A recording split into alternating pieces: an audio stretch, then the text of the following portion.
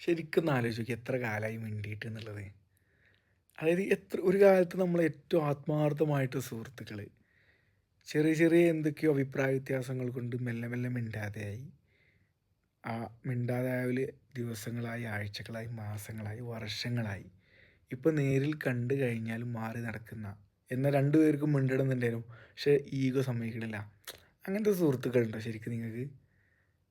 ഇല്ല, നിങ്ങൾ ആലോചിക്കുക, അത് വല്ലാത്തൊരു സാധനമാണ്. ഒരു കാലത്ത് ഏറ്റവും ആത്മാർത്ഥമായിട്ടുണ്ടായിരുന്ന ആളുകൾ ഇന്ന് യാതൊന്നും അല്ലാതെ പരസ്പരം ഒരു അപരിചിതരായിട്ട് കഴിയുന്ന ഒരവസ്ഥ ആലോചിക്കുമ്പോൾ വല്ലാത്തതാണ്. നമ്മൾ പഴയ ഫോട്ടോസോ അല്ലെങ്കിൽ പഴയ ഫേസ്ബുക്ക് ചാറ്റോ ഒക്കെ നോക്കുമ്പോഴേക്കും നമ്മൾ മനസ്സിലാക്കുക എത്രത്തോളം പ്രിയപ്പെട്ടവരായിരുന്നു ഈ ആൾക്കാർ നമ്മുടെ ലൈഫിൽ എന്നുള്ളത്.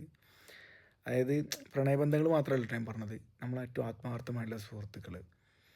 ചില ആളുകൾ സാഹചര്യത്തിൻ്റെ സമ്മർദ്ദം മൂലം ജോലി ആവശ്യാർത്ഥമോ അല്ലെങ്കിൽ പഠനാവശ്യാർത്ഥമോ പല സ്ഥലങ്ങളിലേക്ക് പോയി പിന്നെ പ്രോപ്പറായിട്ട് കോണ്ടാക്ട് ചെയ്യാൻ പറ്റാതെ അങ്ങനെ പോകുന്ന ആളുകളുണ്ട്.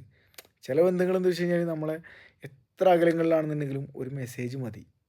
അത്ര കാലം നമ്മളെ കോണ്ടാക്ട് ഉണ്ടായിരുന്നു എന്ന് പോലെ ആയിരിക്കുമല്ലോ മെസ്സേജോ കോളോ വരിക. ചില ആളുകൾ നേരെ ഓപ്പോസിറ്റാണ്.